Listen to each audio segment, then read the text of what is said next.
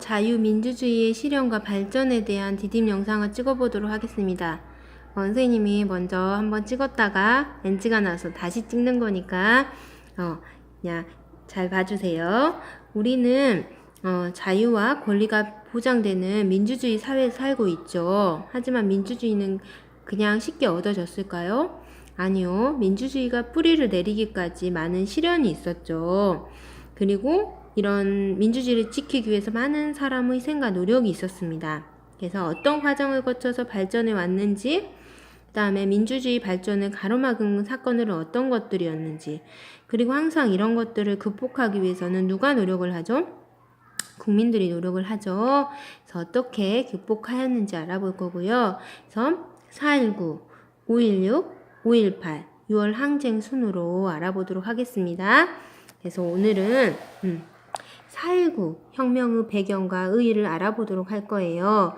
근데 조금 개헌이 나오고 이러니까 복잡할 수 있는데 좀 어려운 친구들은 그냥 4.19 혁명이 왜 일어났고 어떤 민주주의가 발전하는데 어떤 영향을 끼쳤는지만 생각해 오면 되겠습니다. 그러면 우리 초대 대통령이 누구였죠? 이승만이었죠. 근데 이승만이 장기 집권을 하기 위해서 헌법을 고쳤어요. 왜 고쳤을까요? 대통령이 되기 위해서.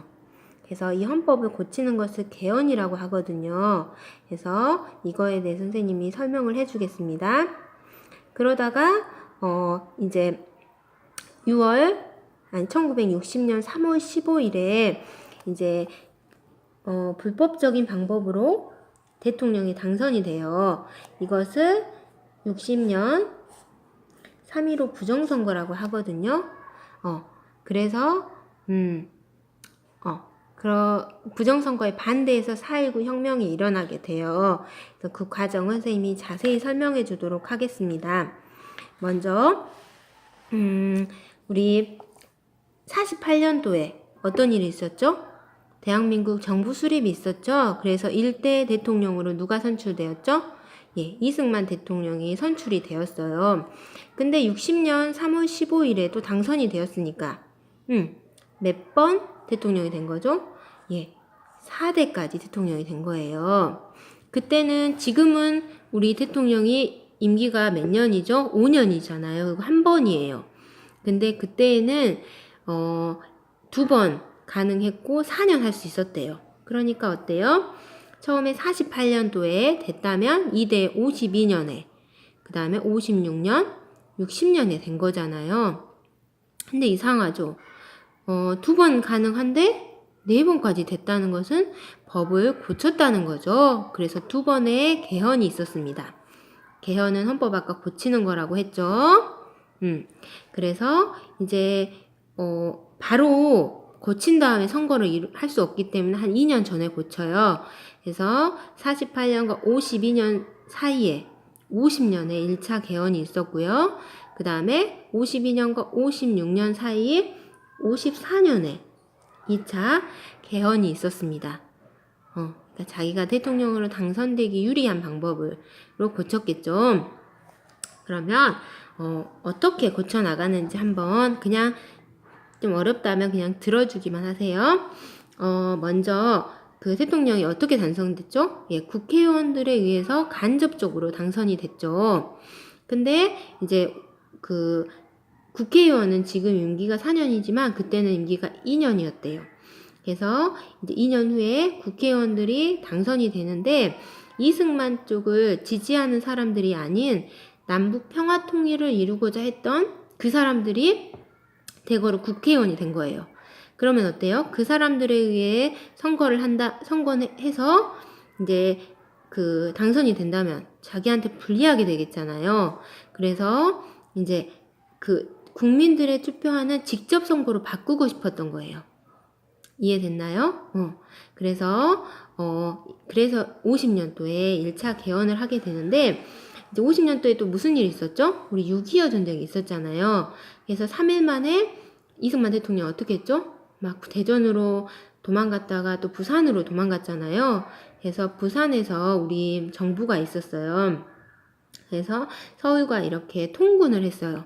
그러니까 그 버스를 타고 그 일터로 갔다가 다시 이제 집으로 가는 걸 통근이라 하거든요. 그랬는데 막 크레인으로 막아가지고 그 통근 버스를 막고 막 협박을 한 거예요. 그렇게 법 바꾸는데 동의하라고. 그래서 그 국회의원들이 동의를 해가지고 이제 직접 선거로 바뀌게 되고, 그래서 이승만 대통령이 또 국민들에 의해서 당선이 됐어요. 근데 어때요? 이제 대통령 2번 다 했으니까 이제 못하게 되잖아요. 그러니까 어때요? 또 이제 대통령 임기를 바꾸고 싶은 거예요. 그래서 어떻게 했냐면, 이제 54년에 초대 대통령, 처음으로 된 대통령은 대한민국을 세우는데 많은 그런 노력을 했기 때문에 몇 번이고 상관이 없다고 고치는 거예요. 좀 웃기죠? 자기가 계속 대통령을 하고 싶었던 그런 욕심을 드러낸 법이었잖아요. 그래가지고 바꾸고 싶었어요. 그러면 이제 국회의원들이 그 203명 중에 3분의 2가 이거를 찬성을 해야 되는 거예요. 근데 이게 135.333이 나온대요. 그러면 어때? 사람은 333으로 쪼갤 수 있나요? 0점 몇으로? 그러니까 136명이 찬성을 해야지 이 법이 통과되는 거예요. 근데 참 웃기게도 135명이 통과됐대요. 그러면 이 법을 바꿀 수가 없게 되잖아요. 그래서 수학학자들이랑 연구해가지고 어떻게? 우리 반올림 있잖아요. 0.5 이상이면 올리고 아니면 버린다. 0.3이니까 버리고 135명도 찬성해도 된다라고 한 거예요. 참 노력을 많이 했죠. 그래가지고 우리 법은 바꿨어요. 근데 이제 다른 당이 있겠잖아요. 지금 자유한국당하고 민주당, 더불어민주당 이런 것처럼. 그래서 이승만은 자유당이었고 신익희라는 분이 민주당에 있었어요. 근데 둘이 이제 막 선거를 하고 있었는데 신익희가 갑자기 죽었대요. 좀 이상하죠? 조금 하여튼 그리고 또 그냥 잠깐만요. 이름이 갑자기 생각이 안 나서 조봉암이라는 분이 이제 무소속으로 나왔었는데 이제 신익희는 돌아가시고 조봉암 후보가 좀 인기가 있었대요. 하지만 이제 이승만 대통령이 선출이 되긴 됐죠. 그래가지고 이분이 좀 인기가 있고 그러니까 이제 평화통일을 주장했다고 해서 이분을 사형 선고를 해버린 거예요. 참. 그러니까 지금 더불어민주당이 인기가 많잖아요. 그러니까 자유한국당의 홍준표 대표를 죽이는 거죠. 사형 선고. 그게 지금은 가능하나요? 그때 민주주의가 발전하지 않았던 그때는 가능했던 거예요. 대통령의 권력이 그만큼 셌던 거죠. 알겠죠? 그래가지고 이제 3대 대통령이 됐고요. 그래서 자기의 독재를 비판하는 무슨 신문도 다 없애버리고, 그리고 이제 또 4년 후에 4대 대통령이 나가게 되죠. 이해됐죠? 그래서 4대 나가서 이제 3월 15일 날 선거를 치르게 됐는데 이제 부정선거를 통해서 당선이 된 거예요. 얼마나 부정선거를 하였는지 한번 보면 이런 돈과 고무신 이런 물건을 주면서 이승만 정권에 투표하도록 하거나, 그리고 사전투표를 그때도 했었대요. 해가지고 어떻게? 지금은 다른 지역에 살기 때문에 먼저 투표를 하게 하는 거잖아요. 군인들 같은 경우에도 다른 지역에 있기 때문에 먼저 사전투표를 하는 그런 방식인데, 얘는 이승만 대표를 먼저 뽑도록 다 투표를 해버리는 그런 식이었고요. 근데 웃겼던 게 투표자보다 투표용지가 더 많았대요. 그러니까 자기들도 찔리니까 어때요? 투표용지를 불태우기도 하고. 그리고 또 무슨 일이 있었냐면 이제 다른 후보 민주당이 유세를 하러 가요. 그러면 거기에서 유세당은 택시도 승차 못하게 해버리고 막 갑자기 깡패들이 와가지고 막 듣고 있는 사람 폭행해버리고, 그리고 막 학생들은 일요일 날인데도 등교시켜버리고, 그리고 무슨 갑자기 뭐 극장에서 무료 입장 해주고, 그리고 막 형사들이 사진기 들고 그 유세장에 있는 사람 사진 찍어버리고, 그리고 갑자기 대학과 중고등학교에서 학기말 시험 봐버리고, 그래서 막 선거에 관심이 없게 만드는 거예요. 참 웃기죠. 지금도 이번에도 어땠나요? 박근혜 대통령 때도 어때요? 막 그 투표 용지 그 함도 막 바꿔치기 했다는 그런 얘기도 있었고, 막 할아버지 할머니라던가 좀 몸이 불편하신 분들을 막 이렇게 버스로 막 실어 날라가지고 막 투표하게 하고 이런 일도 있었죠. 또 어떤 일도 있었냐면 그 막 어떤 분들한테 막 자기가 대신 투표해 줄 테니까 투표 용지 주라고 하고, 그리고 막 누구 찍었는지 막 보고 막 이런 연습시켜. 그래서 정말 이승만 대통령 뽑았는지. 그리고 막 완장탄산 산 사람들이 그 3명씩 5명씩 투표를 같이 하게 해가지고 서로 누구 찍었는지 보게 하는 거예요. 정말 민주주의에 어긋나는 행동이죠. 그래서 이런 3.15 부정선거에 이제 항의를 한 이런 마산 학생들을 중심으로 해가지고 시위를 벌였죠. 그래서 이런 선거 무효를 주장을 하였고요. 그때 이제 학생 김주열 학생이 시위를 하던 학생이 죽은 채 발견이 됐대요. 그때는 우리 수류탄 같은 경우에는 이렇게 45도로 쏘아야 된대요. 그러면 가스가 나오면서 이렇게 그냥 숨을 못 쉬게 해서 도망가게 하는 거예요. 근데 이 학생은 시체에서 눈에 그 수류탄이 박힌 거예요. 그러니까 아예 사람을 조준해서 던진 거잖아요. 그래서 이렇게 시위를 진압하던 경찰에 의해서 죽었다는 사실이 알려지자 분노한 시민들은 전국에서 시위를 벌였대요. 이게 언제? 4월 19일. 그래서 4.19 혁명이라고 하는 거예요.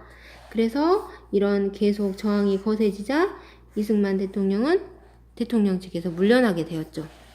이게 언제냐면 4월 26일이었어요. 이해됐나요?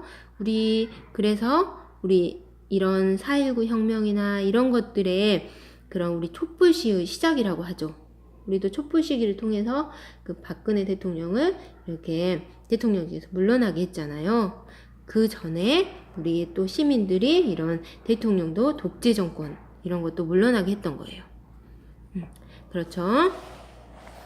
그래서 이승만 대통령이 물러난 후 국회는 헌법을 고쳤대요. 또 그래서 대통령은 나라를 대표하고 국무총리가 나라 살림을 하도록 정한 거예요. 그래서 다시